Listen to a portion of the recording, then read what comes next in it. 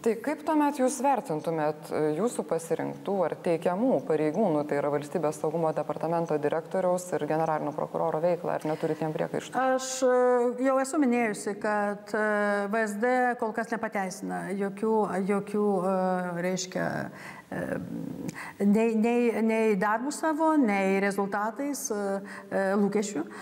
Būtent todėl, kad kol kas įsivaizduoja savo darbą tik tai nereikšmingų arba tikrai nesvarbių pažymų rašymų ir didelių slaptumo reiškia, lygio uždėjimų. Tai yra praktiškai saugo save nuo atsakomybės arba nuo kažkokių preventyvių prieš Lietuvą nukreiptų grėsmių prevencijos kažkokiems veiksmams.